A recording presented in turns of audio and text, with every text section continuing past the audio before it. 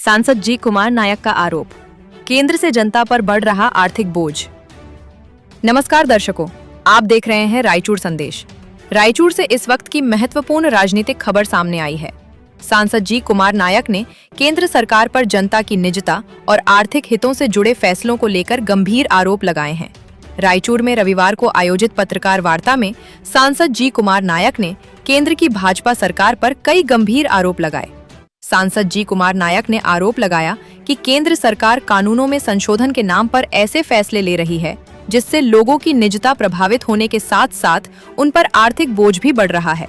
उन्होंने कहा कि सरकार अपनी जवाबदेही भूल रही है।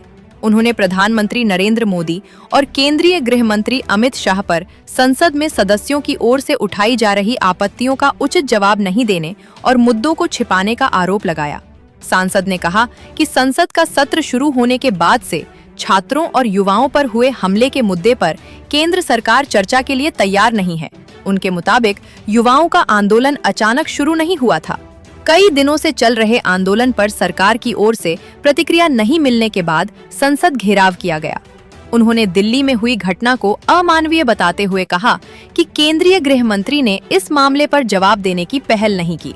जी कुमार नायक ने आरोप लगाया कि हंगामे के बीच 7 विधेयकों को मंजूरी देना लोकतांत्रिक व्यवस्था के लिए गंभीर चिंता का विषय है।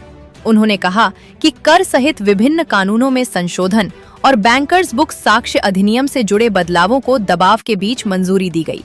डिजिटलीकरण को लेकर केंद्र सरकार पर सवाल उठाते हुए सांसद ने पूछा कि जब सरकार डिजिटल अर्थव्यवस्था को बढ़ावा देने की बात करती है तो यूपीआई सहित अन्य डिजिटल आर्थिक लेन देन पर कर लगाने की दिशा में क्यों बढ़ रही है। उन्होंने कहा कि सरकार जनता पर बढ़ते आर्थिक बोझ को नियंत्रित करने में विफल रही है। बैंकर्स बुक संशोधन कानून का उल्लेख करते हुए जी कुमार नायक ने आरोप लगाया कि बैंक खातों की जांच से संबंधित अधिकार निचले स्तर के अधिकारियों को देने से लोगों के निजी अधिकार प्रभावित हो सकते हैं। उन्होंने मांग की कि युवाओं और आम जनता की समस्याओं को लेकर केंद्र सरकार संसद में चर्चा के लिए तैयार हो।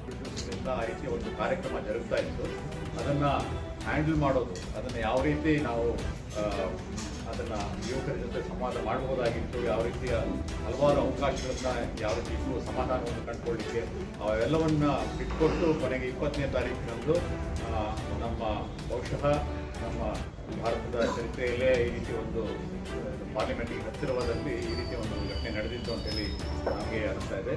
ಆ ದೃಷ್ಟಿಯಿಂದ ಅದಕ್ಕೆ ಉತ್ತರದಾಯಿತ್ವವನ್ನು ಅಕೌಂಟಬಿಲಿಟಿ ಬೇಕು ಅಂತೇಳಿ ನಮ್ಮ ಕಾಂಗ್ರೆಸ್ ಪಕ್ಷ ಕೇಳ್ತಾ ಇರೋದು. ನಾವು ಕೇಳೋದಿಷ್ಟೇನೆ, ಕೇಂದ್ರ ಆಡಳಿತ ಪ್ರದೇಶ ಅಂದರೆ ಡೆಲ್ಲಿನಲ್ಲಿ ಕಾನೂನು ಮತ್ತು ಸುವ್ಯವಸ್ಥೆಯ ಜವಾಬ್ದಾರಿಯನ್ನು ಹೊತ್ತಿರುವಂಥದ್ದು ನಡೀತಾ ಇರುವಂಥ ಒಂದು ಸಂಸತ್ತಿನ ಅಧಿವೇಶನದಲ್ಲಿ ವಿರೋಧ ಪಕ್ಷಗಳಿಗಾಗಲಿ ಅಥವಾ ತನ್ಮೂಲಕ ಅಂದರೆ ಇಡೀ ಇನ್ಫ್ಯಾಕ್ಟ್ ನಮಗೇನು ಹೇಳೋದು, ಆಡಳಿತ ಪಕ್ಷದವರು ಕೂಡ ಆ ಘಟನೆಗಳ ಸರಮಾಲೆಯನ್ನು ವಿವರಿಸಿ ಹೇಳುವಂಥ ಅವಶ್ಯಕತೆ ಇರ್ತದೆ. ತನ್ಮೂಲಕ ಅವರು ದೇಶದ ಜನತೆಗೆ ಕೂಡ ಉತ್ತರದಾಯಿತ್ವವನ್ನು ಕೊಡುವಂಥದ್ದು ಒಂದು ಪ್ರಜಾಸತ್ತಾತ್ಮಕ ಪ್ರಕ್ರಿಯೆ. ಅದರಿಂದ ಅವರು ದೂರ ಉಳಿದಿರುವಂಥದ್ದು ನಮಗೆ ಬಹಳ ಬೇಜಾರು ತರುವಂಥ ವಿಷಯ. ಅದನ್ನೇ ಒತ್ತಾಯ ಮಾಡಿ ನಾವು ಹೇಳ್ತಾ ಇರೋಂಥದ್ದು. ಇನ್ನೂ ಹಲವಾರು ವಿಷಯಗಳು ನಮಗೆ ತೆಗೆದುಕೊಳ್ಳುವಂಥದ್ದು ಮತ್ತು ಸಾರ್ವತ್ರಿಕವಾಗಿ ಆಂದೋಲನ ಮಾಡುವಂಥದ್ದು ವಿಷಯಗಳು ಇದ್ದರೂ ಕೂಡ ನಾವು ಪ್ರಮುಖವಾಗಿ ಮುಖ್ಯವಾಗಿ ಒಂದು ಉತ್ತರದಾಯಿತ್ವವನ್ನು ಪ್ರಶ್ನೆ ಮಾಡ್ತಾ ಇದ್ದೀವಿ. ನಾವು ಕೇಳಬೇಕಾಗಿರುವಂಥ ಉತ್ತರ ಹೇಳಿ ಅಂತ ನಾವು ಹೇಳ್ತಾ ಇಲ್ಲ. ಮೊನ್ನೆ ಸರಮಾಲೆ ಯಾವ ರೀತಿ ಆಯಿತು ಅನ್ನೋದನ್ನು ಹೇಳಿ, ಮತ್ತು ಯಾಕೆ ಒಂದು ಬರ್ಬರವಾದಂಥ ಒಂದು ಲಾಠಿ ಚಾರ್ಜ್ ಆಗಬೇಕಂತ ಪ್ರಸಂಗ ಬಂತು, ಮತ್ತು ಯುವಕರು ಯುವತಿಯರನ್ನ ನೋಡ್ದೇನೆ ಹೆಣ್ಮಕ್ಳಿಗೆ ನಡೆಸ್ಕೊಂಡಂಥ ಒಂದು ರೀತಿಯನ್ನು ಕೂಡ ಸರಿಯಾದ ಉತ್ತರ ಹೇಳಬೇಕಾಗ್ತದೆ, ಯಾವ ರೀತಿ ಆಯಿತು ಎಲ್ಲ ಅಂತೇಳಿ. ಮತ್ತು ಮುಂದುವರೆದು ದೇಶದ ಪಾರ್ಲಿಮೆಂಟ್ನ ಪಕ್ಕದಲ್ಲಿ ನಮ್ಮ ಯುವಕರ ಮೇಲೆ ಪೆಲೆಟ್ ಗನ್ ಅನ್ನ ಚಲಾವಣೆ ಮಾಡುವಂಥ ಒಂದು ಏನು ಪರಿಸ್ಥಿತಿ ಎದುರಾಯಿತು, ಎಲ್ಲವನ್ನ ಒಬ್ಬರು ಉತ್ತರ ಹೇಳಬೇಕು. ನಮ್ಮ ಪ್ರಕಾರ ಅಂದರೆ ಈ ಒಂದು ವ್ಯವಸ್ಥೆಯ ಪ್ರಕಾರ ಅದು ನೇರವಾಗಿ ಉತ್ತರದಾಯಿತ್ವ ಇರುವಂಥದ್ದು ನಮ್ಮ ಗೃಹ ಮಂತ್ರಿಗಳಿಗೆ, ಹೋಮ್ ಮಿನಿಸ್ಟರ್ಗೆ ಇದಕ್ಕೆ ಉತ್ತರ ಕೊಡಬೇಕಂತ ಒಂದು ಅವಶ್ಯಕತೆ ಇರುತ್ತೆ. ಅದು ಅವರು ಮಾಡಬೇಕು ಅಂತೇಳಿ ನಾವು ಕೋರ್ತಾ ಇದ್ದೀವಿ. ಪಾರ್ಲಿಮೆಂಟ್ಗೆ ಅವರು ಪ್ರತಿನಿತ್ಯ ಬರ್ತಾ ಇರ್ತಾರೆ, ತಮ್ಮ ಕೋಣೆಯಲ್ಲಿಗೆ ಕೂತ್ಕೊಂಡು ವಾಪಸ್ ಹೋಗ್ತಾ ಇದ್ದಾರೆ. ಅದೇ ರೀತಿ ಪ್ರಧಾನಮಂತ್ರಿಗಳು ಕೂಡ ಆರಂಭದಲ್ಲಿ ಒಂದು ಕ್ಷಣ, ಒಂದು 2-3 ನಿಮಿಷಗಳ ಕಾಲ ಬಂದು ಪ್ರಾರ್ಥನೆಯನ್ನು ಹೇಳಿ ತದನಂತರ ಅವರು ನಿರ್ಗಮಿಸ್ತಾ ಇದ್ದಾರೆ. ಅದಾದಮೇಲಿಂದ ಅವರು ನಾವು ನೋಡೇನು. ಈ ಎರಡು ವಿಷಯಗಳು ಇಲ್ಲ, ಪ್ರಧಾನಮಂತ್ರಿಗಳು ಬೇಡ, ನಮಗೆ ಗೃಹಮಂತ್ರಿಗಳು ಬಂದು ನಮ್ಗೆ ಉತ್ತರ ಹೇಳಿದ್ರು ಸಾಕು. ನಮಗೆ ಉತ್ತರ ಅಂತ ಹೇಳಿದ್ರೆ ಯಾಕೆ ಅಂತ ವಿವರಿಸಿ ಹೇಳಬೇಕು. ಅದಾದ್ಮೇಲೆ ನಮ್ಗೆ ಪ್ರಶ್ನೆಗಳಿದ್ರೆ ನಾವು ಕೇಳ್ತೀವಿ. ನಾವು ನಮ್ಮ ಮುಗಿನ ಕೇಳ್ಬೋದು, ಅವ್ರಿಗೆ ಏನಿದೆ ಅಂತ ಹೇಳಿ ತನ್ಮೂಲಕ ದೇಶಕ್ಕೆ ಕ್ಲಾರಿಟಿ ಕೊಡಲಿ. ಯಾಕೆ ಇದನ್ನು ನಾನು ಪದೇ ಪದೇ ಹೇಳ್ತಾ ಇದ್ದೀನಿ ಅಂತಂದರೆ, ಇದರಲ್ಲಿ ಇನ್ವಾಲ್ವ್ ಆಗಿರುವಂಥವರು ನಮ್ಮ ದೇಶದ ಯುವಕರು ಯುವತಿಯರಿದ್ದಾರೆ. ಎಲ್ಲರನ್ನೂ 20, 25, 30 ವರ್ಷದ ಒಳಗೆ ಇರುವಂಥ ಎಲ್ಲ ಯುವಕರಿದ್ದಾರೆ. ಅವರಿಗೆ ಮನಸ್ಸಿನಲ್ಲಿ ಹಲವಾರು ವಿಷಯಗಳು ಕಾಡ್ತಾ ಇದ್ದಾವೆ. ಅದಕ್ಕೆ ಸ್ಪಷ್ಟತೆ ಬೇಕು. ಹೀಗೆ ನಾವು ನಮ್ಮ ಉತ್ತರ ನಮಗೆ ಸಮಸ್ಯೆಗಳನ್ನ ಹೇಳ್ಕೊಳ್ಳೋದು ಹೇಗೆ, ಎಲ್ಲ ವಿಷಯಗಳು ಅವರಿಗೆ ಕಾಡ್ತಾ ಇದ್ದಾರೆ. ಅದನ್ನು ಸ್ಪಷ್ಟತೆ ಕೊಡಬೇಕು ಅಂತೇಳಿ ನಾವು ಕೋರ್ತಾ ಇದ್ದೀವಿ. ಇದು ಒಂದನೇ ವಿಷಯ. ಇದಾದ ನಂತರ ಈ ಒಂದು ಗದ್ದಲಗಳೇನಾಗ್ತಾ ಇತ್ತು, ಆ ಸಂದರ್ಭದಲ್ಲಿ ನಾವು ಕೂಡ ಹೋಗಿ ನಾವು ಕೇಳ್ತಾ ಇದ್ವಿ, ದಯವಿಟ್ಟು ಉತ್ತರ ಹೇಳಿ ಬನ್ನಿ ಸದನಕ್ಕೆ ಅಂತೇಳಿ. ಆ ಸಂದರ್ಭದಲ್ಲಿ ನಮ್ಮ ಪ್ರತಿಭಟನೆಯನ್ನು ಕೂಡ ಅವರು ಗಮನಕ್ಕೆ ತೆಗೆದುಕೊಳ್ತೇನೆ ಹಲವಾರು ಕಾನೂನುಗಳನ್ನ ಏಕಪಕ್ಷೀಯವಾಗಿ ಅವರು ಪಾಸ್ ಮಾಡಿಕೊಡ್ತಾರೆ. ಏಕಪಕ್ಷೀಯವಾಗಿ ನಾನು ಯಾಕೆ ಹೇಳ್ತೀನಿ ಅಂತ ಹೇಳಿದ್ರೆ, ಹಲವಾರು ವಿಷಯಗಳು ಟೆಕ್ನಿಕಲ್ ಸಬ್ಜೆಕ್ಟ್ಸ್ ಇರ್ತಾ ಇದ್ದಾವೆ, ಅವುಗಳ ಬಗ್ಗೆ ನಾವು ಮಾತಾಡಬೇಕಾಗ್ತದೆ. ಆ ಸಂದರ್ಭದಲ್ಲಿ ಕಾಲಾವಕಾಶವನ್ನು ಕೊಡದೇನೆ, ವಿಷಯವನ್ನು ಅವರು ದಿಕ್ಕತನದಿಂದ ಎದುರಿಸಲಾರದೇನೆ ಬೇಗ ಪಾಸ್ ಮಾಡ್ಕೊಂಡು ಹೋಗ್ತಾ ಇರುವಂಥದ್ದು ನಮಗೆ ಕಳವಳ ತಂದುಕೊಡುವಂಥ ವಿಷಯ ಅಂತೇಳಿ ಹೇಳಿ ಬಯಸ್ತಾ ಇದ್ದೀರಿ. ಅದರಲ್ಲಿ ಒಂದಲ್ಲ ಎರಡಲ್ಲ, ಇಲ್ಲಿ ತನಕ ಸುಮಾರು 7 ಕಾನೂನುಗಳನ್ನ ಅವರು ಈ ರೀತಿ ಪಾಸ್ ಮಾಡ್ಕೊಂಡಿರ್ತಾರೆ. The taxation and other laws amendment bill 2026, bankers book evidence bill 2026, demands for excess grants etcetera, supreme courts number of judges amendment bill, ಅದಾದಮೇಲೆ registration of births and deaths 2026, prevention of insults national honour ಚರ್ಚೆ ಮಾಡಿಕೊಳ್ಳಿ. ಅದು ತದನಂತರ public examinations, prevention of unfair means amendment bill 2026. ಇದ್ರ ಬಗ್ಗೆ ಮಾತ್ರ ನಮಗೆ ಸುಮಾರು ಒಂದು 5-6 ಗಂಟೆಗಳ ಕಾಲ ಇದ್ರ ಬಗ್ಗೆ ಚರ್ಚೆ ಆಯಿತು. ಪರೀಕ್ಷೆಯ ಬಗ್ಗೆ ಚರ್ಚೆ ಆಯ್ತಲ್ಲ, ಫಸ್ಟ್ ಡೇ, ಸೆಕೆಂಡ್ ಡೇನೂ ಚರ್ಚೆ ಆಯಿತು. ತದನಂತರ ಆಮೇಲೆ ನಮಗೆ ಚರ್ಚೆನೇ ಆಗಿಲ್ಲ. ಎಲ್ಲ ಕಾನೂನುಗಳನ್ನ ಅವ್ರು ಪಾಸ್ ಮಾಡ್ತಾ ಇರೋದು ಏಕಪಕ್ಷೀಯವಾಗಿರ್ತದೆ. ಅದನ್ನು ನಾನು ಖಂಡನೆ ಮಾಡ್ತಿದ್ದು ಕಾಂಗ್ರೆಸ್ ಪಕ್ಷದವರು. ಮತ್ತು ನಿಮ್ಮ ಮೂಲಕ ದೇಶದ ಜನತೆಗೂ ಇದನ್ನು ವಿಷಯವನ್ನು ತರಿಸಲಿಕ್ಕೆ ಅವರ ಗಮನಕ್ಕೆ ತರಲಿಕ್ಕೆ ಬಯಸ್ತಾ ಇದ್ದಾರೆ. ಈ ಒಂದು ಹಲವಾರು ವಿಷಯಗಳಿಗೂ ಕೂಡ ನಮಗೆ ಅತ್ಯಂತ ಪ್ರಮುಖವಾದಂಥದ್ದು ಮತ್ತು ಜನಕ್ಕೆ ಕಳವಳಕಾರಿಯಾಗುವಂಥ ವಿಷಯ ಇರುತ್ತೆ. ಎರಡನ್ನು ನಾನು ಹೇಳಲಿಕ್ಕೆ ಬಯಸ್ತಾ ಇದ್ದೀನಿ. ಯಾಕೆಂತ ಹೇಳಿದ್ರೆ ಅದು ತಮಗೆ ಹಂಚ್ಕೊಳ್ಳೇಬೇಕು. ಅದು ಹೇಳಿದವರು ತಪ್ಪಾಗುತ್ತೆ. ಯಾಕೆಂದರೆ ಆ ಸಂದರ್ಭದಲ್ಲಿ ನಾವು ಇನ್ನೂ ಹೆಚ್ಚಿನ ಚರ್ಚೆಯನ್ನು ಬಯಸ್ತಾ ಇದ್ವಿ, ಇನ್ನೂ ಹೆಚ್ಚಿನ ವಿವರಣೆಯನ್ನು ಬಯಸ್ತಾ ಇದ್ವಿ. ಅದಾಗಿಲ್ಲ. ಅದು ಚರ್ಚೆ ಆಗಿದೆ, ಅದು ಪಾಸ್ ಮಾಡಿದ್ದಾರೆ. ಆದರೂ ಕೂಡ ನಾನು ನಿಮ್ಮ ಸಂಸದನಾಗಿ ಅದನ್ನು ಇಲ್ಲೇ ಸುಮ್ಮನೆ ಕುತ್ಕೊಳ್ಳಿಕ್ಕಿಂತ ಬಯಸಲ್ಲ. ನಿಮ್ಮ ಮೂಲಕ ಜನಕ್ಕೆ ನಾನು ಹೇಳಲಿಕ್ಕೆ ಬಯಸ್ತೇನೆ, ಜನಗಳಿಗೆ ಗೊತ್ತಾಗಲಿಲ್ಲ ಅದೊಂದು. ಅದಾದ ನಂತರ ನಮ್ಮ ಏನು ನಮಗೆ ಆಕ್ಷೇಪಣೆ ಅನ್ನೋದಕ್ಕಿಂತ ಆತಂಕಗಳೇನಿದ್ದಾವೆ, ಮತ್ತು ನಾವು ಏನು ಸಲಹೆಗಳು ಕೊಡ್ಬೋದು ಅದನ್ನು ಸೇರಿಸಿ ಒಂದು ಪತ್ರದ ರೂಪದಲ್ಲಿ, ಪತ್ರ ಸ್ವರೂಪದಲ್ಲಿ ಪ್ರಧಾನಮಂತ್ರಿಗಳಿಗೂ ಅಥವಾ ನಮ್ಮ ಅರ್ಥ ಸಚಿವರಿಗೂ ಕೂಡ ಬರೆಯುವಂಥ ಕೆಲಸವನ್ನು ನಾನು ಮಾಡ್ತೀನಿ ಅಂತ ಈ ಸಂದರ್ಭದಲ್ಲಿ ಹೇಳಲಿಕ್ಕೆ ಬಯಸ್ತಾ ಇದ್ದೀನಿ. ಈ ಕಾನೂನುಗಳ ಬಗ್ಗೆ 2 ಹೈಲೈಟ್ಸ್ ಹೇಳಿ ನಾನು ಮಾತನ್ನು ಮುಗಿಸ್ತಾ ಇದ್ದೀನಿ. Taxation and other laws amendment bill 2026 ಅಂತೇಳಿ ಹೇಳ್ತಾ ಇರೋದು. ಅದರಲ್ಲಿ ಹಲವಾರು ಆರ್ಥಿಕ ಕಾನೂನುಗಳಿಗೆ ಸಂಬಂಧಪಟ್ಟ ಹಾಗೆ ಬದಲಾವಣೆಯನ್ನು, ತಿದ್ದುಪದಿಯನ್ನು ಮಾಡಲಿಕ್ಕೆ ಈ ಒಂದು ಬಿಲ್ನ ತಂದಿರುವಂಥದ್ದು. ಇದನ್ನು ಪಾಸ್ ಮಾಡಿದ್ದಾರೆ. ಇದರಲ್ಲಿ ಹಲವಾರು ಬಿಲ್ಗಳು, ಆ್ಯಕ್ಟ್ಗಳಿಗೆ ತಿದ್ದುಪಡಿ ಆಗ್ತದೆ. ಮುಖ್ಯವಾಗಿ ನಮಗೆ ಸಾರ್ವಜನಿಕರಿಗೆ ಇಂಪ್ಯಾಕ್ಟ್ ಆಗುವಂಥದ್ದು ಯಾವುದು ಅಂತ ಹೇಳಿದ್ರೆ, ಈ ಒಂದು ಬಿಲ್ನ ಅಡಿಯೊಳಗೆ payment and settlement systems act 2007, payment and settlement systems act 2007 ಇದಕ್ಕೆ ಅವರು ತಿದ್ದುಪಡಿಯನ್ನು ಮಾಡಿದ್ದಾರೆ. ಈಗ ಅದು ಬಿಲ್ ಇದ್ದಿದ್ದು ಈಗ ಪಾಸ್ ಆಗಿರೋದ್ರಿಂದ ಅದು ಗೆಜೆಟ್ ಆದ ತಕ್ಷಣ ಕಾನೂನಾಗಿ ಬರ್ತದೆ. ಇದರಲ್ಲಿ 4-5 ಕಾನೂನುಗಳಿಗೆ ತಿದ್ದುಪಡಿ ಮಾಡಿದೆ. ನಾನು ಒಂದನ್ನು ಹೇಳ್ತಾ ಇದ್ದೀನಿ, ಯಾಕಂದ್ರೆ ಅದು ನನಗೆ ಇಮಿಡಿಯೇಟ್ ಕನ್ಸರ್ನ್ ಇದೆ. ಅದು ನಿಮಗೆ ವಿಷಯ ಹೇಳಲಿಕ್ಕೆ ಬಯಸ್ತಾ ಇದ್ದೀನಿ. ಪೇಮೆಂಟ್, ಈ class 2 of this bill it amends section 10A of the Payment and Settlement Systems Act, which currently stops banks and system providers from charging any fee on payment made through electronic modes listed under sections 269 SU etc. ಹೇಳ್ತಾರೆ. Digital payments ಅಂತ ಒಂದು ನಮ್ಮ ದೇಶದ ಹೆಗ್ಗಳಿಕೆ ಏನಿದೆ, ನಿಮಗೆ ನೆನಪಿರ್ಬೋದು. Digital infrastructure ಕಟ್ತೀವಿ, ಆಧಾರ್ ಮಾಡ್ತಿದ್ದೀವಿ, ಬ್ಯಾಂಕ್ನು ಡಿಸೈಡ್ ಮಾಡ್ತಾ ಇದ್ದೀವಿ, ಮತ್ತು ಪೇಮೆಂಟ್ಸ್ ಎಲ್ಲ ನಾವು ಆಧಾರ್ ಇದ್ರ ಮೇಲೆ UPI ಮೇಲೆ ಮಾಡ್ತೀವಿ ಅಂತ ಹೇಳ್ಬಿಟ್ಟು ಹೇಳಿದ್ವಿ. ಹೌದಾ? ಅದನ್ನ ನಮ್ಮ ದೇಶದ ದೊಡ್ಡ ಹೆಗ್ಗಳಿಕೆ ಅಂತೇಳಿ ಪ್ರಧಾನಮಂತ್ರಿಗಳು ಹೇಳಿದ್ದಾರೆ. ಅದು ಹೆಗ್ಗಳಿಕೆ ಕೂಡ ಹೌದು. ಅದು ಪ್ರತಿಯೊಬ್ಬ ಭಾರತೀಯ ನಾಗರಿಕರು ಕೂಡ ಸಾಕಷ್ಟು ಹೆಮ್ಮೆ ಪಡಬಹುದಂತ ವಿಷಯ. ನಮ್ಮ ಕಾಂಗ್ರೆಸ್ ಪಕ್ಷವು ಕೂಡ ಅದರಲ್ಲಿ ಮೂಲ ಬೀಜವನ್ನು ಹಾಕಿದ್ದೇ ಕಾಂಗ್ರೆಸ್ ಪಕ್ಷ ಅಂತ ಹೇಳಿ ಕೂಡ ನನಗೆ ಹೆಮ್ಮೆ ಅನಿಸ್ತದೆ. ಮನಮೋಹನ್ ಸಿಂಗ್ ಸಾಹೇಬರು ಪ್ರಧಾನಮಂತ್ರಿಗಳಾಗಿದ್ದ ಸಂದರ್ಭದಲ್ಲಿ ನಂದೇ ನೀಲೇಕಣಿಯವರ ಅಧ್ಯಕ್ಷತೆಯಲ್ಲಿ ಇದನ್ನೆಲ್ಲ ಪ್ರಾರಂಭವಾಯಿತು. ಇದು ಬಹಳ ವಿಸ್ತೃತವಾಗಿ ವ್ಯಾಪಕವಾಗಿ ನಡೀತಾ ಇದೆ. ನಾವು ಯಾವುದೇ ಒಂದು ಚಿಕ್ಕ ಪುಟ್ಟ ವ್ಯಾಪಾರಿಗಳ ಹತ್ರ ಹೋದ್ರು ಕೂಡ ಒಂದು ಕೋಡ್ ಇರ್ತದೆ ಅಥವಾ ಇನ್ನೇನೋ ಇರ್ತದೆ. UPI ನಲ್ಲಿ ಏನು ಕೇಳಿದ ತಕ್ಷಣ ನಾವು ಮಾಡುವಂಥದ್ದು ಬಂದಿದೆ. ಎಷ್ಟು ವ್ಯಾಪಕವಾಗಿ ಆಗಿದೆ ಅಂತ ಹೇಳಿದ್ರೆ ಅದನ್ನ ಬಿಟ್ಟು ನಾವಿರ್ಲಿಕ್ಕೆ ಇಲ್ವೇನೋ ಅನ್ನೋಷ್ಟು ನಾವು ಅದರೊಳಗೆ ಹೊಂದ್ಕೊಂಡ್ಬಿಟ್ಟಿದ್ದೀವಿ. ಅವಾಗ ಏನು ಹೇಳಿದ್ರು ಅಂತ ಹೇಳಿದ್ರೆ ಇದು ಫ್ರೀ ಆಫ್ ಕಾಸ್ಟ್ ಇರ್ತದೆ ಅಂತ ಹೇಳಿ. ಇಟ್ಸ್ ಟೋಟಲಿ ಫ್ರೀ ಅಂತ ನಮಗೆ ಹೇಳಿ, ಹೌದಾ? Nobody is paying money. Either you are paying money, nor the merchant is saying no. The businessman is paying anything. It is happening free of cost. Sir, in the free of cost ಕೊಡೋ ಸಂದರ್ಭದಲ್ಲಿ ಸ್ವಲ್ಪ ಖರ್ಚಾಗುತ್ತೆ, ಅದೇನು doubt ಏನಿಲ್ಲ. But that cost was borne by the government of India because it is like a public infrastructure. ಅಂದ್ರೆ ಸಾರ್ವತ್ರಿಕವಾಗಿ ಎಲ್ಲರಿಗೂ ಸಿಗಬೇಕಾದಂಥ ಒಂದು ಮೂಲಭೂತ ಸೌಕರ್ಯ ಅಂತೇಳಿ ಅದನ್ನ ನಿರ್ಧಾರ ಮಾಡಿ ಅದನ್ನ ಕೇಂದ್ರ ಸರ್ಕಾರದ ಬಜೆಟ್ನಲ್ಲಿ ಸಪೋರ್ಟ್ ಮಾಡಿ ಕೊಡ್ತಾ ಇತ್ತು. ಇದು ಒಂದೇ ಉದ್ದೇಶ ಅಲ್ಲ, ಡಿಜಿಟಲೈಸೇಷನ್ ಮಾಡಬೇಕು ಅಷ್ಟೇ ಅಲ್ಲ, ಅದರಿಂದ ಆಗಬಹುದಾದಂಥ ಒಳ್ಳೆಯ ಪರಿಣಾಮಗಳ ಬಗ್ಗೆ ಕೂಡ ಸರ್ಕಾರದವರು ಅದರ ಬಗ್ಗೆ ಒಂದು ಪ್ರಚಾರವನ್ನು ಪಡ್ಕೊಂಡಿದ್ರು. ಸರಿಯಾದ ಪ್ರಚಾರ ಅಂದರೆ ಹೇಳೋಣ. ಯಾಕೆ ಅಂತ ಹೇಳಿದ್ರೆ ಅದರಲ್ಲಿ ಕ್ಯಾಶ್ ಕಡಿಮೆ ಆಗ್ತದೆ ಅಂತ ಹೇಳಿ, ಕ್ಯಾಶ್ ಪ್ರಿಂಟ್ ಮಾಡೋದೆಲ್ಲ ಕಡಿಮೆ ಆಗ್ತದೆ. ಮತ್ತೆ ಚಿಕ್ಕ ಪುಟ್ಟ ಈ ಥರ ವ್ಯವಹಾರಗಳಿಂದನೇ ಬ್ಲ್ಯಾಕ್ ಮನಿ ಜನರೇಟ್ ಆಗ್ತದೆ ಅಂತಲೂ ಹೇಳ್ತಾ ಇದ್ದಾರೆ. ಎಲ್ಲ ಪೇಮೆಂಟು ಡಿಜಿಟಲೈಸ್ ಮಾಡ್ತೀವಿ ಅಂತ ಹೇಳಿದ್ರೆ ಚಿಕ್ಕ ಪುಟ್ಟ ವ್ಯಾಪಾರಿಗಳು, ಚಿಕ್ಕ ಪುಟ್ಟ ಉದ್ಯೋಗಸ್ಥರು, ನಾನು not even saying that only ತರಕಾರಿ ಅಂತ ಹೇಳ್ತಾರೆ, ಒಂದು ಸ್ಮಾಲ್ ಇಂಡಸ್ಟ್ರೀಸ್ ಅವರು ಕೂಡ ಆಗ್ಬೋದು. ಎಲ್ಲವೂ ಆಯಿತು ಅಂತ ಹೇಳಿದ್ರೆ, ಡಿಜಿಟಲ್ ಪೇಮೆಂಟ್ಸ್ ಆಯಿತು ಅಂತ ಹೇಳಿದ್ರೆ ಅದಕ್ಕೆ ಪೇಮೆಂಟು ಫ್ರೀ ಆಫ್ ಕಾಸ್ಟ್ ಇದ್ದಾಗ they are using digital infrastructure. ಯಾವತ್ತಿನ ದಿವಸ ನಾವು ಚಾರ್ಜ್ ಮಾಡಲಿಕ್ಕೆ ಪ್ರಯತ್ನ ಮಾಡ್ತಾ ಇದ್ದೀವಿ, ಚಾರ್ಜ್ ಮಾಡುವಂಥದ್ದು ಅಗತ್ಯತೆ ಏನಿದೆ ಅನ್ನೋದು ನಾವು ಸ್ಪಷ್ಟವಾಗಿ ಪ್ರಶ್ನೆ ಕೇಳೋದು. 2,000 ಕೋಟಿ ಆಗಲಿ, 8,000 ಕೋಟಿ ಆಗಲಿ, 15,000 ಕೋಟಿ ಆಗಲಿ, ಕೇಂದ್ರ ಸರ್ಕಾರಕ್ಕೆ ಇದು ದೊಡ್ಡ ಕಷ್ಟವ? ಇದರಿಂದ ನೀವು ನೋಟ್ಸ್ ಪ್ರಿಂಟ್ ಮಾಡೋದನ್ನ ದುಡ್ಡು ಉಳಿಸ್ತಾ ಇದ್ದೀರಿ, ಕಪ್ಪು ಹಣ ಜನರೇಟ್ ಆಗೋದನ್ನ ನಿಲ್ಲಿಸ್ತಾ ಇದ್ದೀರಿ. ಪ್ರತಿಯೊಂದು ಬಿಸ್ನೆಸ್ನು ಎಷ್ಟು ಅಕೌಂಟಿಂಗ್ ಆಗ್ತದೆ ಅಂತ ಹೇಳಿ ಲಾಸ್ಟ್ 5 ನಿಮಗೆ ಗೊತ್ತಾಗ್ತಾ ಇದೆ.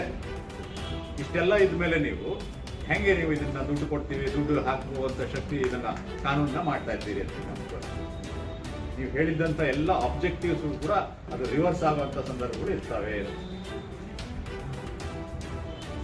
ಹೇಗೆ ಅಂತ ಹೇಳಿದ್ರೆ UPI, QR, RuPay, debit cards ಇವನ್ನೆಲ್ಲ business up to turnover beyond 50 crores ಅಂತ ಹೇಳಿದ್ರೆ ಇಲ್ಲಿ ಚಿಕ್ಕ ಏನು ಉದ್ಯೋಗಗಳೇನಿದ್ದಾವೆ MSMEಗಳಲ್ಲಿ ಅವುಗಳೆಲ್ಲರೂ ಟ್ರಾನ್ಸಾಕ್ಷನ್ ಇವತ್ತಿನ ದಿವಸ ಎಲೆಕ್ಟ್ರಾನಿಕ್ ಮೋಡಲ್ಲೇ ಆಗ್ತಾ ಇದೆ. ಅವನ್ನ ಕೂಡ ನೀವು ಇವತ್ತಿನ ದಿವಸ ಚಾರ್ಜ್ ಮಾಡ್ತೀನಿ ಅಂತ ಹೊರಟ್ರೆ, ನಾನು ಬಿಸ್ನೆಸ್ ಮ್ಯಾನ್ ಆಗಿ 50 ರೂಪಾಯಿ ಕೂಡ ಕಳ್ಕೊಳಕ್ ನಂಗೆ ಇಷ್ಟ ಇಲ್ಲ. ಅಂಥದ್ರಲ್ಲಿ ನೀವು charging 1%, 0.5%, 8% like that. It is substantial money for me. I am operating at a very marginal cost. Right? ಅಂಥ ಸಂದರ್ಭದಲ್ಲಿ ನೀವು 1%, 0.8% ಇಷ್ಟು ಕಟ್ ಮಾಡ್ತೀವಿ ಅಂತ ಹೇಳಿದ್ರೆ ಖಂಡಿತವಾಗಿ ಆತ ಏನು ಮಾಡಬೇಕು ಅಂತ ಯೋಚನೆ ಮಾಡ್ತಾರೆ. ಮತ್ತೆ ನೀವು ಕ್ಯಾಶ್ ಕೊಡಪ್ಪ, ಅವ್ರು ಯಾಕೆ ಸರ್ಕಾರಕ್ಕೆ ಯಾಕೆ ಕೊಡಬೇಕು? ಆಗಲೇ ಇನ್ಕಮ್ ಟ್ಯಾಕ್ಸ್ ಕೊಡುವಾಗಲೇ ನಮಗೆ ಕಷ್ಟ ಆಗ್ತಿತ್ತು. ಡಿಜಿಟಲ್ ಬಂದಿದ್ದರಿಂದ ಒಳ್ಳೇದಾಯ್ತು ಅಂತ ಹೇಳಿದ್ಮೇಲೆ ನೀವು ಮತ್ತೆ ಕ್ಯಾಶ್ ತರಕ್ಕೆ ಕೊಟ್ಟರೆ ಏನಾಗ್ತಿದೆ? This is very very important point. ಇದು ಮಾಡುವಂಥ ಪ್ರಸಂಗ ಯಾಕೆ ಬಂತು ಅಂತ ನಾವು ಯೋಚನೆ ಮಾಡ್ಬೋದು. ನಾನು ಅದನ್ನೇ ಪ್ರಶ್ನೆ ತಮಗೆ ಹೇಳಿದ ಮುಂಚೆ, 8,000 ಕೋಟಿ ಆಗಲಿ, 5,000 ಕೋಟಿ ಆಗಲಿ, 15,000 ಕೋಟಿ ಆಗಲಿ, ಕೇಂದ್ರ ಸರ್ಕಾರಕ್ಕೆ ಇದು ದೊಡ್ಡದಾಗಲಿ. ನಮ್ಮ ಬಜೆಟ್ ಗೊತ್ತಿದೆ ನಿಮಗೆ, 55-60 ಲಕ್ಷ ಕೋಟಿಗಳು ನಾವು ಕೈ ಎತ್ತದ ಅಷ್ಟಕ್ಕೆ. ಅಂಥದ್ರಲ್ಲಿ 5-10,000 ಕೋಟಿ ಏನೂ ಅಲ್ಲ. ಒಂದು ರೋಡ್ ಮೇಂಟೆನೆನ್ಸ್ ಮಾಡ್ತೀವಲ್ಲ ಅಷ್ಟು ನಾವು. ಹಾಗಿರುವಂಥ ಸಂದರ್ಭದಲ್ಲಿ ನೀವು ಹೆಂಗೆ ಇದನ್ನ ಮಾಡ್ಲಿಕ್ಕೆ ಹೊರಟ್ರಿ? ಇದು ಹಿಂದಿನ ಸತ್ಯವನ್ನ ತಮಗೆ ಹೇಳಲಿಕ್ಕೆ ನಾನು ಬಯಸ್ತಾ ಇರೋದು. ಇದು ಹಿಂದೆ ಇರುವಂಥದ್ದು ಅತ್ಯಂತ ವಿಷಾದಕರವಾದಂಥ ಒತ್ತಡ, ದಬಾವಣೆ, ಕಿಂಚಿತ್ತೂ ಒತ್ತಡಕ್ಕೆ ನಿಲ್ಕೊಳ್ಳಲಾರದೇ ಇರುವಂಥ ಪರಿಸ್ಥಿತಿ ನಮ್ಮ ದೇಶದ ಪ್ರಧಾನಮಂತ್ರಿ. ಒತ್ತಡ ಆಗ್ತಾ ಇರುವಂಥದ್ದು ಮಾಸ್ಟರ್ ಕಾರ್ಡು, ವೀಸಾ ಕಾರ್ಡು. ಯಾವ ಘಾಟಿನಲ್ಲಿ ಅವ್ರು ಮಾತಾಡ್ತಾರೆ ಅಂತ ಹೇಳಿದ್ರೆ, ಇದು ಒಂದು ವ್ಯಾಪಾರ, ಅಂದ್ರೆ ಕಾರ್ಡ್ ಬಿಸ್ನೆಸ್, ಅಂದ್ರೆ ಡಿಜಿಟಲ್ ವ್ಯವಹಾರ, ಇದು ಒಂದು ವ್ಯಾಪಾರ. ಈ ವ್ಯಾಪಾರದಲ್ಲಿ ನಾವು ಕೂಡ ಬರಬೇಕು ನಿಮ್ಮ ದೇಶಕ್ಕೆ, ನಮಗೂ ಕೂಡ ಸಮಪಾತಳಿಯ ಸ್ಪರ್ಧೆ ಇರಬೇಕು. ನೀವು ಏನೋ ಒಂದು ತಂದಿಟ್ಬಿಟ್ಟಿದ್ದೀರಿ, ಅದು ಫ್ರೀ ಆಫ್ ಕಾಸ್ಟ್ ಬರ್ತಾ ಇದೆ, ಅವರೆಲ್ಲರೂ ನಿಮ್ಮ ಹತ್ರ ಹೋಗ್ತಾರೆ, ನಮ್ಮ ಹತ್ರ ಬರಲ್ಲ, ಮಾಸ್ಟರ್ ಕಾರ್ಡು, ವೀಸಾ ಕಾರ್ಡ್ಗೆ ಬರೋಲ್ಲ. ಪದೇ ಪದೇ ದಬ್ಬಾಳಿಕೆನ ಮಾಡ್ತಾ ಇದ್ದಾರೆ. ಇದನ್ನ ಕೇಂದ್ರ ಸರ್ಕಾರಕ್ಕೆ ಈ ಟ್ರೇಡ್ ನೆಗೋಸಿಯೇಷನ್ ನಡೀತಾ ಇದೆಯಲ್ಲ, ಆ ಸಂದರ್ಭದಲ್ಲಿ ಅವರು ಒತ್ತಾಯಪೂರ್ವಕವಾಗಿ ಹೇಳ್ತಾ ಇದ್ದಾರೆ.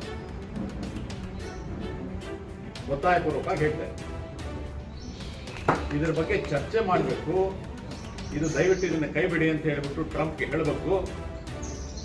ಇದು ನಾನು ಮಾಡ್ತಾ ಇರುವಂತದ್ದು ಅವ್ರು ಕೊಟ್ಟರು ಲಾಜಿಕ್ ಕೇಳಿದ್ರೆ ನಿಮ್ಗೆ ಮೈ ಉಳಿತದೆ. ಮೋದಿ ಅವರು ದೇಶಭಕ್ತಿಯ ಸಲುವಾಗಿ ನ್ಯಾಷನಲಿಸಮ್, ಅದು ಕನ್ನಡದಲ್ಲಿ ಏನ್ ಹೇಳ್ತೀವಿ, ರಾಷ್ಟ್ರೀಯತೆಗೆ ಇದನ್ನು ಬಳಸ್ಕೊಳ್ತಾ ಇದ್ದಾರೆ ಅಂತ ಹೇಳಿ. ಬಳಸ್ಕೊಂಡಾರ ಇಲ್ಲ, ಬಳಸ್ಕೊಳ್ಳಿ, ಪರವಾಗಿಲ್ಲ, ಬೇಡ ಅಂತ ಹೇಳೋದು. But it has become a public infrastructure for everybody. ಅದೇ ಮಾತಲ್ಲಿ ಹೇಳಿದ ಮೇಲೆ ಕೂಡ ಅದನ್ನ ನಿಂತ್ಕೊಂಡು ಎದೆ ಕೊಡುವಂತ ಶಕ್ತಿ ನಮಗೆ ಇಲ್ಲ ಇವತ್ತು ದಿವಸ ಅಂತ ಹೇಳಿದ್ರೆ ಬಹಳ ಬೇಜಾರು. ಅವರೇ ಉತ್ತರ ಕೊಟ್ಟಿದ್ರೆ ನಿಮಗೆ ರಾಷ್ಟ್ರೀಯತೆ ಸಲುವಾಗಿ ಬಳಕೆ ಮಾಡ್ತಾರೆ. ಹೇಳ್ಬೇಕು, ರಾಷ್ಟ್ರೀಯತೆ ಅಲ್ಲ ಇದು, ನಮ್ಮ ದೇಶದ ಪ್ರತಿಯೊಬ್ಬರಿಗೂ ನಾನು ಮಾಡ್ತಾ ಇರೋದು ಒಂದು ಒಳ್ಳೆಯ ಕೆಲಸ. ಇದು ರಸ್ತೆ ಕೊಟ್ಟಂಗೆ, ನೀರು ಕೊಟ್ಟಂಗೆ, ಗಾಳಿ ಕೊಟ್ಟಂಗೆ ಅಂತ ಕೇಳಬೇಕಾಗಿತ್ತು. This is very important. ಇದನ್ನು ಹೇಳಲಾರ್ದೇನೆ ಬಿಟ್ಟಿರುವಂಥದ್ದು ನಮ್ಮ ದುರ್ದೈವ. ಯಾಕೆ ಇದನ್ನು ಹೇಳ್ತಿದ್ದೀನಿ ಅಂತ ಹೇಳಿದ್ರೆ, ಇದೇ ರೀತಿಯ ವ್ಯವಸ್ಥೆ ಬ್ರೆಜಿಲ್ ದೇಶದಲ್ಲೂ ಇದೆ. ನಾವೇನ್ ಕರಿತಿದ್ವಿ, UPI ಅಂತ ಕರಿತೀವಿ. ಅವರು ಪಿಕ್ಸ್ ಅಂತ ಕರೀತಾರೆ, PIX. ಚೆಕ್ ಮಾಡಿ, ಪಿಕ್ಸ್ ಅಂತ. PIX is also exactly similar arrangement. ಅವ್ರ ಮೇಲೂ ಎಕ್ಸಾಕ್ಟ್ಲಿ ಸೇಮ್ ದಬಾವಣೆ. ಆದ್ರೆ ವ್ಯತ್ಯಾಸ ಏನು ಅಂತ ಹೇಳಿದ್ರೆ, please mind your own business. Is the reply from president of Brazil. ನಾವೇನ್ ಮಾಡ್ತೀವಿ, ಹೇಳಿದ್ರು ಅಂತ ಕಾನೂನು ತಿದ್ದುಪಡಿ ಮಾಡಿ ರೆಡಿ ಮಾಡಿ ಕೊಟ್ಬಿಟ್ಟಿದ್ವಿ. ಜಿಯೋ ಫ್ರೀ ಆಗಿ ಕೊಡ್ತೀವಿ ಅಂತ ಹೇಳಿದ್ರಲ್ಲ, ಜಿಯೋ ಚಾರ್ಜ್ ಮಾಡ್ತಾ ಇದ್ದಾರೆ ಇಲ್ಲ.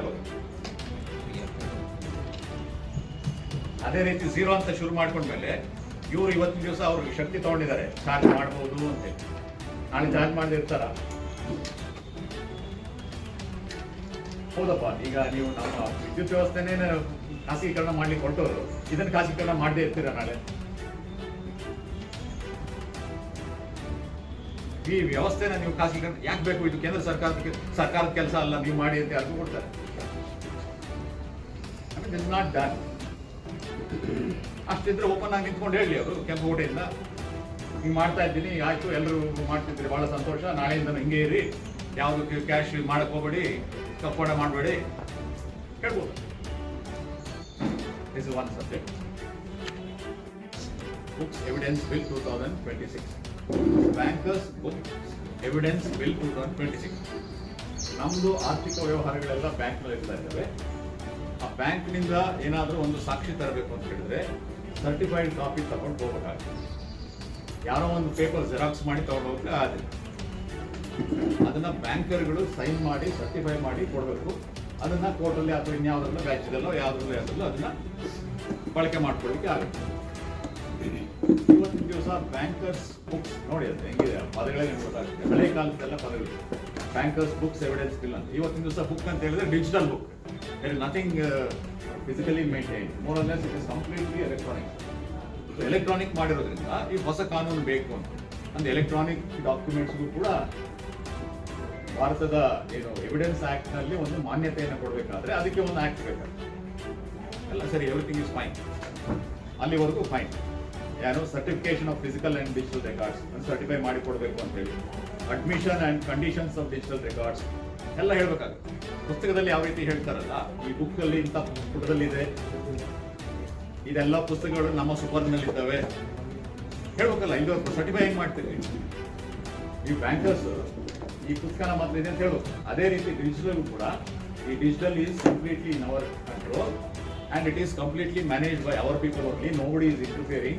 It has not been hacked ಮಾಡಿಲ್ಲ actually. ಮತ್ತೆ ಇದನ್ನ ಸೈಬರ್ ಸೆಕ್ಯೂರಿಟಿನೇ ಹೈಯೆಸ್ಟ್ ಸ್ಟ್ಯಾಂಡರ್ಡ್ಸ್ ನಾವು ಮೇಂಟೈನ್ ಮಾಡ್ತಾ ಇದ್ದೀವಿ ಅಂತ ಹೇಳಿ ಹೇಳಬೇಕು. ಅದು ಹೇಳಿದ್ರೆ ಮಾತ್ರ ಅದಕ್ಕೆ ಒಂದು ಸಾಕ್ಷಿಯ ಬೆಲೆ ಬರ್ತದೆ. ಸಾಕ್ಷಿಯ ಬೆಲೆ ಇಲ್ಲದೆ ಹೋಯ್ತು ಅಂತ ಹೇಳಿದ್ರೆ ನ್ಯಾಯಾಲಯದಾಗಲಿ ಎಲ್ಲಾದ್ರೂ ಮಾಡ್ಲಿಕ್ಕಾಗುತ್ತೆ. ಈ ಒಂದು ತಿದ್ದುಪಡಿನ ತರ್ತಾ ಇರೋದು ನಮಗೆ ಸರಿ ಇದೆ, ಒಪ್ಕೊಳ್ತಾ ಇದ್ದೀವಿ, ಎವ್ರಿಥಿಂಗ್ ಇಸ್ ಫೈನ್. ಆದರೆ ಮನೆಯೊಳಗೆ ಏನು ಮಾಡ್ತಾ ಇದ್ದಾರೆ ಅಂತಂದ್ರೆ investigative access to without a court order, ಅವರು ಆಕ್ಸೆಸ್ ಮಾಡ್ಬೋದು. ಇವತ್ತಿನ ದಿವಸ ನೋಡಿಯಪ್ಪ, ನಾವು ಎಲ್ಲ ಡಿಜಿಟಲ್ಲೇ ವ್ಯವಹಾರ ಮಾಡ್ತಾ ಇರೋದ್ರಿಂದ ನಮ್ಮದು ಕದ್ದು ಮುಚ್ಚು ಮರೆ ಏನೂ ಇಲ್ಲ. ನಮ್ಮ life completely digitally open book. ಅದು ಆಕ್ಸೆಸ್ ಮಾಡೋದು ಯಾರು, ಅದ್ರ ಬಗ್ಗೆ ಕಣ್ಣು ಹಾಕೋರು ಯಾರು ಅನ್ನೋದು ಬಹಳ ಮುಖ್ಯ. ಇಲ್ಲಿ ಹೋದ್ರೆ ಕಂಡೋರು ನಮ್ಮ ವ್ಯವಹಾರದ ಬಗ್ಗೆ ಕಣ್ಣು ಹಾಕಿತ್ತು ಅಂತ ಹೇಳಿದ್ರೆ ಆ ಕಂಡೋರು ತಲೆ ಒಳಗೆ ಮನಸ್ಸೊಳಗೆ ಏನಿರ್ತದೆ ಅನ್ನೋದು ನಮ್ಗೆ ಗೊತ್ತಿಲ್ಲ. ಈ ಹಿಂದೆ ಇದ್ದಂಥ ಕಾನೂನಿನಲ್ಲೂ ಕೂಡ ಬ್ಯಾಂಕರ್ಸ್ ಬುಕ್ಸ್ಗೆ ಹೋಗಿ ಸೂಪರಿಂಟೆಂಡೆಂಟ್ ಆಫ್ ಪೊಲೀಸ್ ಅವರು ನಮ್ಮ ಇನ್ವೆಸ್ಟಿಗೇಷನ್ಗೆ ಬೇಕು ಅಂತೇಳಿ ಕೇಳಬಹುದಾಗಿತ್ತು. ಇದೆ ಇಲ್ಲ ಅಂತ ಹೇಳ್ತಾ ಇತ್ತು. ಆದರೆ it was superintendent of police, ಅಂದರೆ senior officer of this Indian bureaucracy. Superintendent of Police is like a deputy commissioner. He is a very senior officer, very responsible officer on whom we lay trust. ಅವರು ಆ ಥರ misuse ಮಾಡಲಿಕ್ಕಿಲ್ಲ, ಅದನ್ನು ನಮ್ಮನ್ನು ತೊಗೊಂಡೋಗಿ ನಮ್ಮನ್ನೇ ಏನಾದರೂ ಆಟ ಆಡಿಸ್ಲಿಕ್ಕಿಲ್ಲ ಅಂತ ತಿಳ್ಕೋಬೋದು. ಆದರೆ ಇವತ್ತಿನ ದಿವಸ ಇದರಲ್ಲಿ ಏನು ಮಾಡಿದ್ದಾರೆ ಅಂತ ಹೇಳಿದ್ರೆ, ಒಬ್ಬ ಸಬ್ ಇನ್ಸ್ಪೆಕ್ಟರ್ ಕೂಡ ಹೋಗಿ ನಿಮ್ಮದನ್ನ ಇವ್ರದ್ದು ಇನ್ಫಾರ್ಮೇಶನ್ ನನಗೆ ಫುಲ್ ಕೊಡಿ ಅಂತ ಹೇಳಿದ್ರೆ ತೆಗೆದುಕೊಡ್ಬೇಕು. Are we comfortable with this? Are we comfortable with a low-ranking officer of a police station? I don't have anything against them. Please don't mistake me that no, I am talking about lower and higher officer and all. No, but it is about a personal privacy data of a common citizen. It can be an industrialist or it can be a common man. Absolutely. Transparency. ಯಾರಾದ್ರೂ ಕೇಳಬಹುದು sir, ಮೇಲಾಧಿಕಾರಿ ಆದ್ರೆ ಕೆಳಾಧಿಕಾರಿ ಮಾಹಿತಿ ಕೊಡ್ತಿದ್ದೀರಿ. This is transparency ಅಂತ ಹೇಳೋದು ನಮ್ಮ ಸರ್ಕಾರದ transparency. No. I'll finish. This is not a government document. It is not a public document. It is for the purpose of investigating something. Okay, investigation of what? Investigation of fraud, investigation of a case, investigation of a dowry debt, anything, whatever it is. ನಮ್ಮ ದುಡ್ಡು ಅಲ್ಲಿಂದ ಹೋಯ್ತು, ಇದೊಂದು proof ಅಂತ ಕೊಡಕ್ಕೆ ಹೋಗ್ತಾ ಇತ್ತು. ಆ ಸಂದರ್ಭದಲ್ಲಿ ಅವರು ಕೇಳ್ತಾ ಇರೋದು ಟ್ರಾನ್ಸ್ಪರೆನ್ಸಿ ಆಕ್ಟ್ ಒಳಗೆ right to education, right to information act ನಾವು ಏನು ತಂದಿದ್ವಲ್ಲ, ಇವೆಲ್ಲ ಅಲ್ಲ. ಇದಕ್ಕೆ ಬಹಳ ಒಂದು ಪವರ್ಫುಲ್ ಕಾನೂನು ಬೇಕಾಗುತ್ತೆ, ಎವಿಡೆನ್ಸ್ ಆಕ್ಟ್ ಬೇಕಾಗುತ್ತೆ. ಆ ಎವಿಡೆನ್ಸ್ ಆಕ್ಟ್ ಅಲ್ಲಿ ಸೂಪರಿಂಟೆಂಡೆಂಟ್ ಅದೇ ಹೇಳ್ತಾರೆ, ಸೂಪರಿಂಟೆಂಡೆಂಟ್ ಆಫ್ ಪೊಲೀಸ್ನ ಅದೇ ಹೇಳ್ತಾರೆ, ಪುನಃ ಅದೇ ಹೇಳ್ತಾರೆ. ನಮ್ಮ ಮಾತಿನ ಹಿಂದಿನ ಉದ್ದೇಶ ತಿಳ್ಕೊಳ್ಳಿ, ನಾವು ಇಲ್ಲಿ ಮೇಲು ಕೀಳು ಅನ್ನೋದು ನೋಡ್ತಾ ಇಲ್ಲ. ಇದನ್ನ ನಿಮ್ಮ ಒಂದು ಪ್ರೈವಸಿನ ಕಾಪಾಡಬೇಕು ಅಂತ ಹೇಳಿದ್ರೆ responsible officer who has take in this entire system ಅದು ಬೇಕು ಅಂತ ಕೇಳ್ತಾ ಇದ್ದೀವಿ. ತೀರಾ ಕೆಳಮಟ್ಟದ ಅಧಿಕಾರಿಗಳು ಕೂಡ, ಅವರು ಕೂಡ ಸ್ಟೇಷನ್ ಆಫೀಸರು, PSI ಆಗಿರ್ತಾ ಇದ್ದಾರೆ. ಕೆಟ್ಟವರು ಅಂತ ಹೇಳ್ತಾ ಇಲ್ಲಪ್ಪ, ನಿಮ್ಮ ಪ್ರೈವಸಿ ಅಪಾಯದಲ್ಲಿದೆ ಅಂತ ಹೇಳ್ತಾ ಇದ್ದಾರೆ. ನಿಮ್ಮ ಪ್ರೈವಸಿ ಏನಿಲ್ಲ, ನೀವು ಅವ್ರ ಇನ್ವೆಸ್ಟಿಗೇಷನ್ ಮಾಡಕ್ಕೆ ಬಂದಾಗ anybody can go, anybody who is authorised by SP can go and pick it up. ಇದರ ಬಗ್ಗೆ ನಾವು ಹೇಳ್ತೇವೆ. पत्रकार वार्ता में विधान परिषद सदस्य NS बोसराज, के शांतप्पा, जयवंतराव पाटंगे, जी शिवमूर्ति, N श्रीनिवास रेड्डी, अमरेगौड़ा हंचनाल, राजशेखर नायक, आंजनेय कुरुबदोड्डी, नरसिंगलू माड़गिरी, युवा कांग्रेस अध्यक्ष मरिस्वामी गट्टू और सुधींद्र जहागीरदार सहित अन्य लोग उपस्थित रहे। आप देख रहे थे रायचूर संदेश, बदलाव की राह पर खबरों के साथ। रायचूर और आसपास की हर छोटी बड़ी खबर से अपडेट रहने के लिए हमारे चैनल को सब्सक्राइब, लाइक और शेयर जरूर करें। धन्यवाद।